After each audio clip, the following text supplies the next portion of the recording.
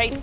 It is 4:45 here. We've already been tracking showers and storms on radar early this morning, and we'll likely have some showers and storms on and off through the day. Look at your rain chances here. This is hour by hour breakdown. It's elevated right now. It'll probably drop off some towards sunrise, I imagine, and then as we heat things back up this afternoon, we will see additional showers and storms popping up. Rain chances are just a little bit higher than they have been the past couple of days. We got a lot of tropical moisture moving in today and tomorrow.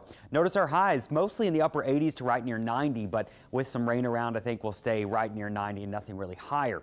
Live radar this morning, very active down towards the coast from Grand Isle. We are finally seeing improvements here in the city. It was raining pretty hard about an hour ago, especially for the West Bank and up towards Uptown and towards Elmwood. We technically still have our street flood advisory. It goes for about another hour, but that just allows some of that water to drain off. We likely still have some standing water in those spots where the drains are clogged and things like that. So be careful, especially on the West Bank towards Marrero and Gretna and down towards Estelle. That's where you picked up upwards of 2 to 3 inches in a short amount of time. So that's where the heaviest rain fell with that cell, whereas as you get uptown, you picked up about ½ an inch to an inch of rain. And we did see some street flooding yesterday uptown. Boy, it got pretty bad in a few spots for a little while. Day before that, it was Lakeview that was dealing with the flooding. So that's the hit or miss nature of these storms. Some get it, some completely miss it. But this morning, definitely watch out for some flooded streets on the West Bank, it looks like. There's live radar across the city. Just some light showers lingering, a little bit heavier down once you get out of the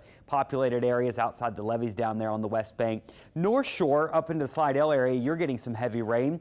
The heaviest of it's going to be on the western side of town there towards Big Branch and Lacombe.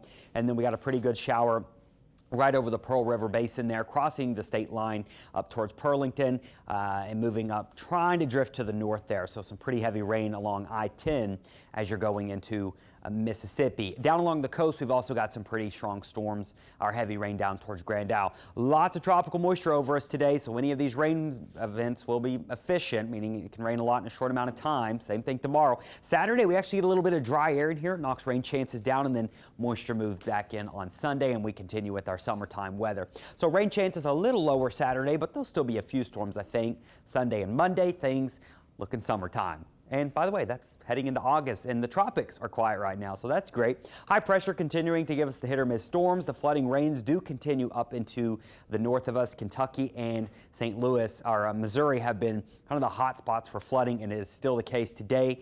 Over the next several days, that's where the heavy, widespread flooding rains will be. Down here, we will have our pockets, and notice in Texas, not a drop of rain. Boy, they could use some of this beneficial rainfall we've been getting across our area and to the north of us.